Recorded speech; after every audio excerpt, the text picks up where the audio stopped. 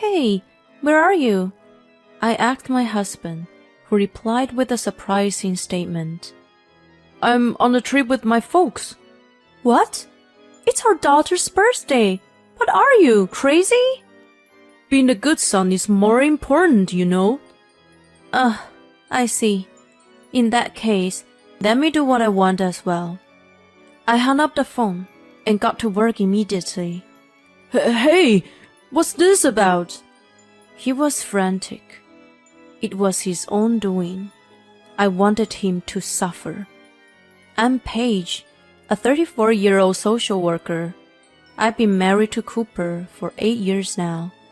We were originally co-workers in the same office. He was one of my bosses and even served as my mentor, so we naturally grew close. We started seeing each other outside of work and got married after about a year. Our newlywed life was filled with love and happiness. It wasn't without its problems, though. The main issue was my in-laws. His parents wanted us to move in with them right after we got married, using their old age as an excuse. I adamantly refused, or rather, despised the idea with all my heart. I wanted to spend the first few years alone with Cooper, and there were other reasons as well. One of them was that I had an apartment of my own. My father is into real estate investment and owns several properties. When I got engaged, he gave me one of them as a wedding gift. It was built only 3 years ago, and it was fairly new, spacious, and very comfortable to live in. It was perfect for us as a couple, and there was plenty of space even if we had kids. So I had only thought about living there after marriage. I firmly expressed my opinion to Cooper. He was caught between his parents and me, but eventually he sided with me.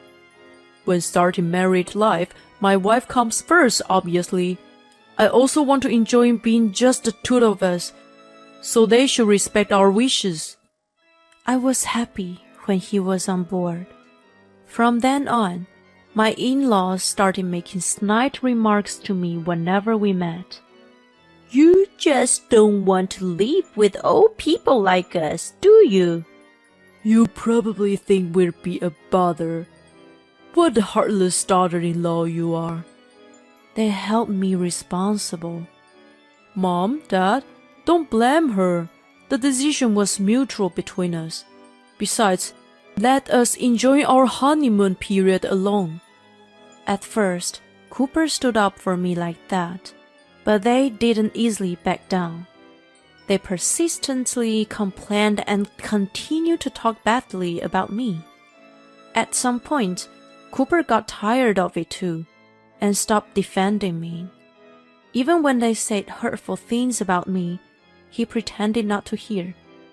Every time I saw them, I felt nothing but unpleasant. Then I gave birth a year after we got married. It was a baby girl, and my in-laws, again, heavily blamed me for not having a male heir. Why didn't you have a boy?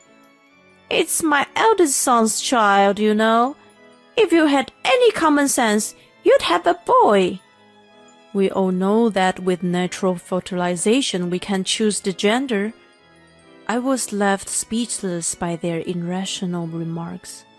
I couldn't believe they were being so selfish. But Cooper, despite them saying such unreasonable things, didn't stand up for me. I was very much disappointed about it, and after returning home, I complained to him. Hey, why didn't you stand up for me when your parents were being so unreasonable? You're the only one who can stop their rampage. He looked dismayed hearing me say that.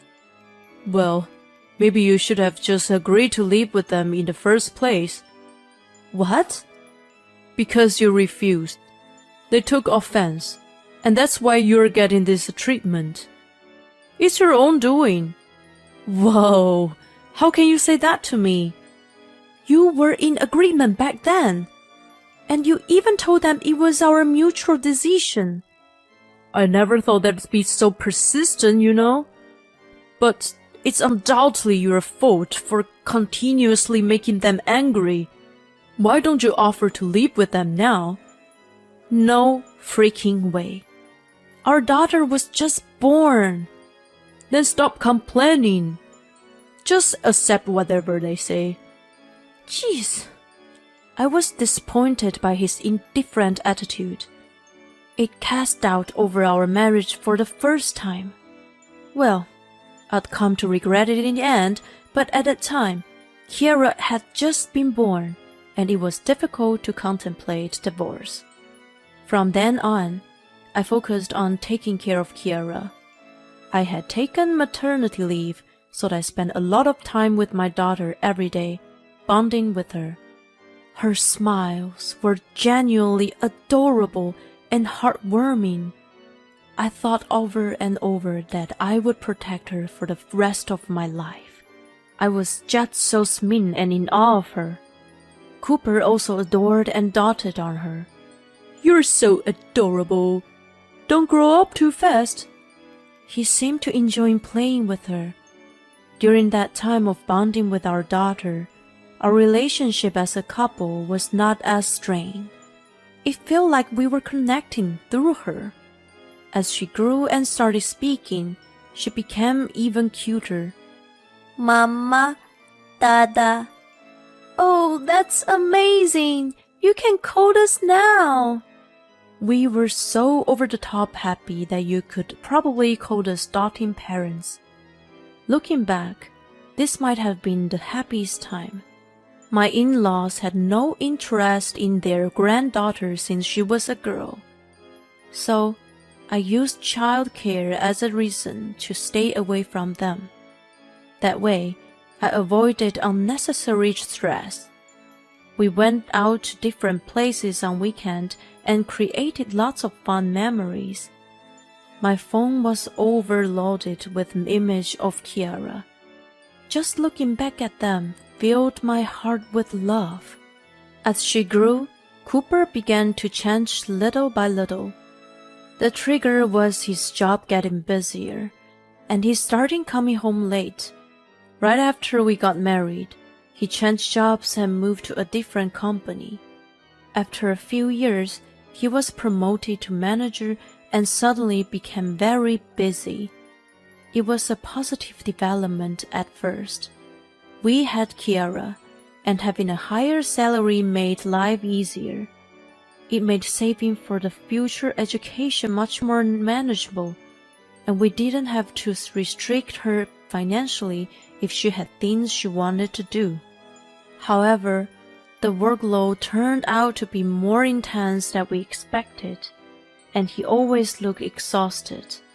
He took on additional responsibilities and did overtime every day, so his mind and body didn't seem to get a chance to rest.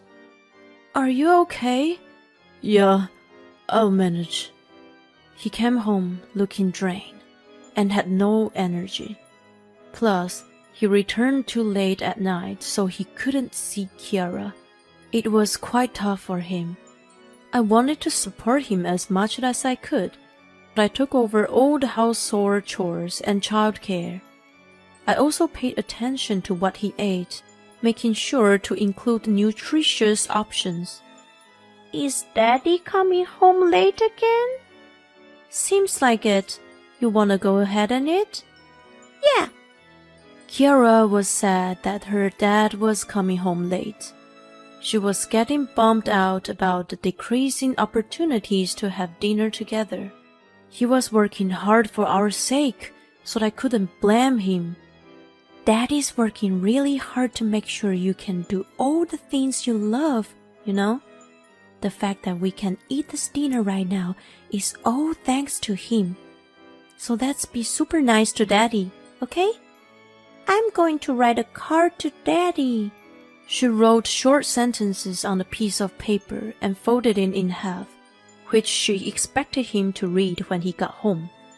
In it, she wrote, "Thank you for working hard, Daddy. I love you.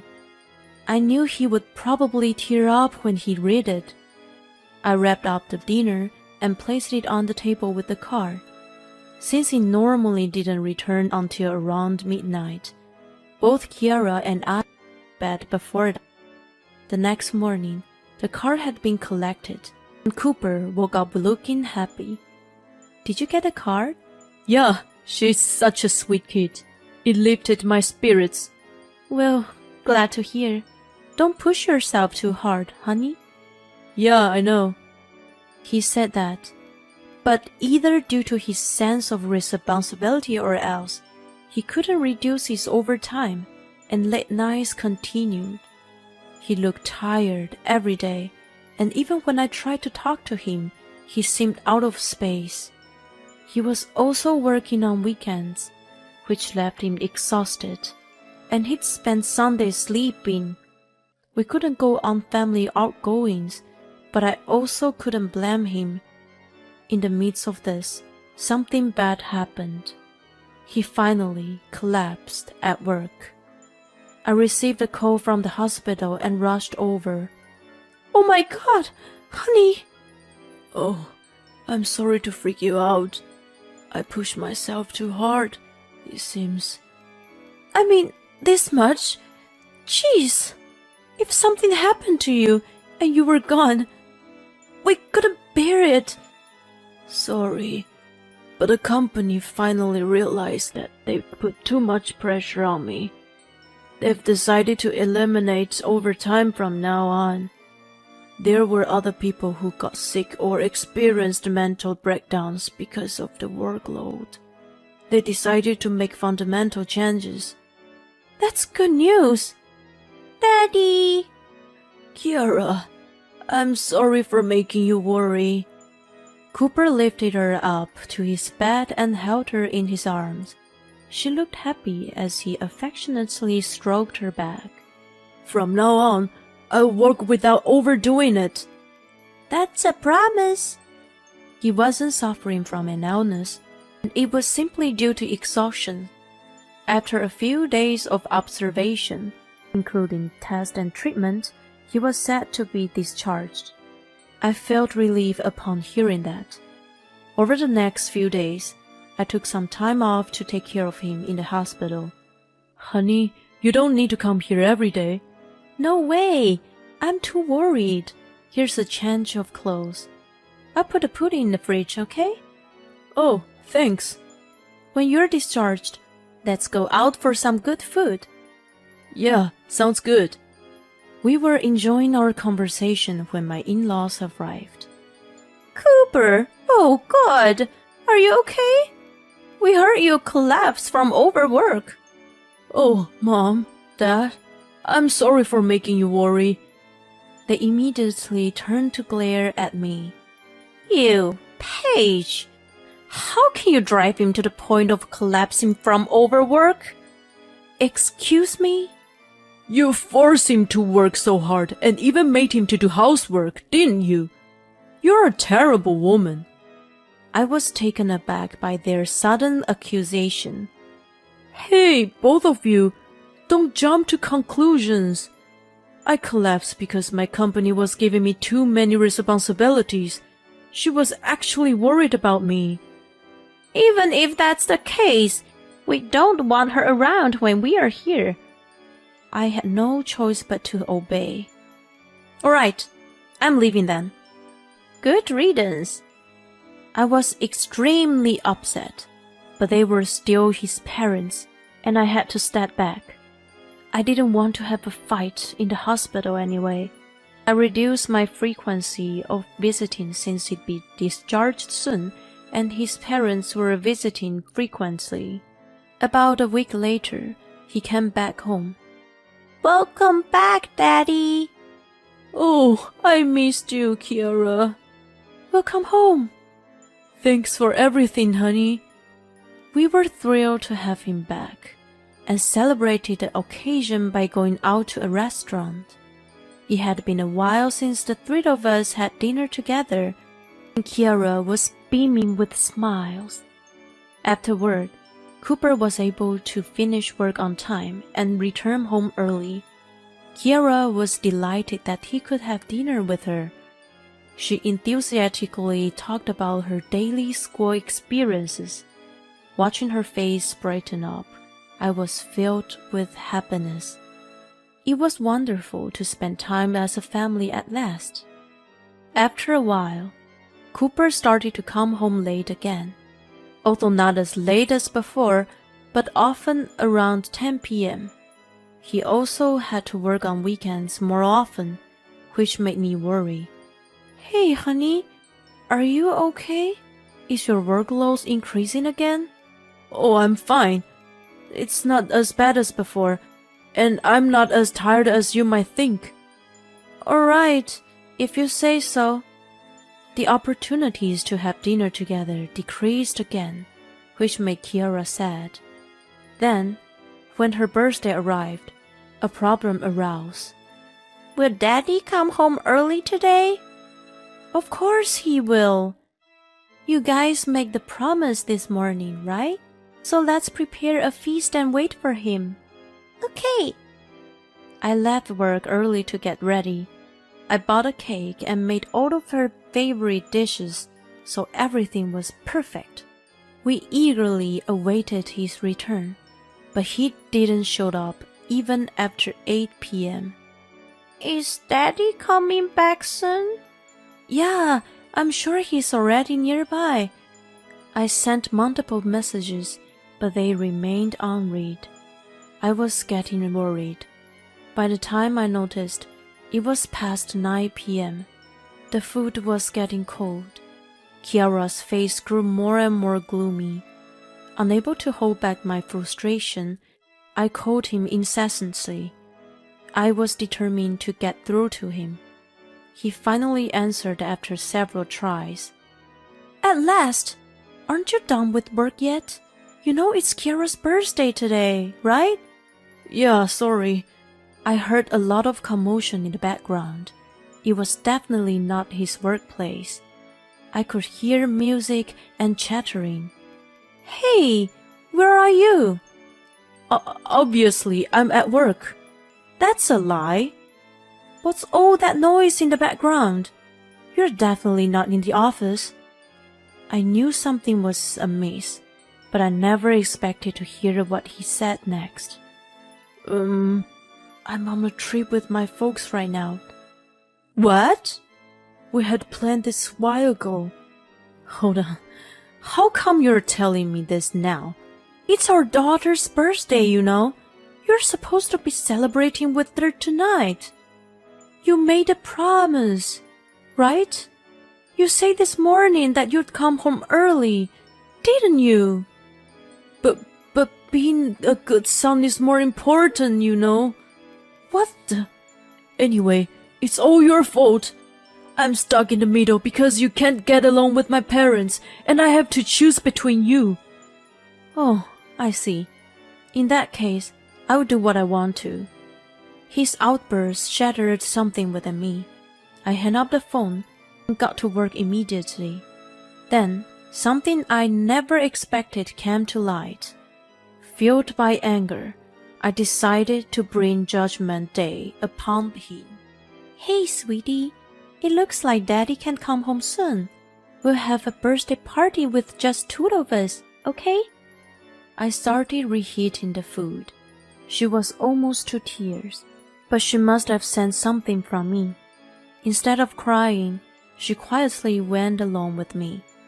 After that, I called my father. He introduced me to his trusted real estate agent, and we quickly put the apartment on the market. Kiara and I moved our belongings to another property owned by my father, and Cooper's stuff was sent to his parents. By acting swiftly, I managed to complete the move in no time. A few days later, Cooper called me frantically. What's up, Cooper? Hey, what happened here? He sounded freaked out. Why isn't my key working? Because that apartment's on sale now. On sale? What the heck are you doing? Well, you missed Kira's birthday. Yeah, I'm sorry about that. But is that enough reason to take such drastic action? You're right. I'm not doing it just because of that. What's really pissing me off is that you told so many lies. You lied about taking a trip with your parents, right? What are you talking about? I did go with them. You know, I called your mom after I spoke to you. Oh, I wanted to give her a piece of my mind. But she said she hadn't left anywhere and was still at home. At first, I thought she was lying, but when I explained the situation, she came over. That's when I found out you used them to make up a lie. So, who did you go on the trip with? Well, I'm sorry, I was cheating. I knew it. You chose the trip with your mistress over your own daughter's birthday. It was planned a while ago. I didn't realize that it clashed with her birthday until recently. I didn't know what to do. You're the worst father. You think it's obvious which one should take priority, right? Anyway, we're getting a divorce. No. Of course, yes. Does it mean I won't be able to see Kira anymore? That's up to you. Reflect on the fact that what you did was terrible, and let's handle the rest through lawyers. I hung up on him. Afterward, he went back to his parents' house, where he received a severe scolding from them and was subsequently kicked out. I then filed a divorce through a lawyer and requested alimony and child support. I managed to claim $60,000 just for alimony. As it turns out, his mistress was a nurse at the hospital where he stayed. They had continued their affair after he was discharged. I submitted a bad review, advising people to be aware that there was a husband-snatching nurse working there. It attracted a lot of attention, and the hospital HR eventually contacted me to investigate. Subsequently, she was let go.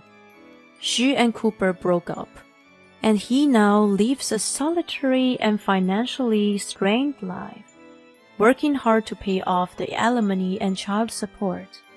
After all, it's all his own doing. Let him suffer, for all I care. On the other hand, I decided to move in with my parents until Kiara was a little older. I'm working diligently so that even as a single-parent household, we won't be pitted by others.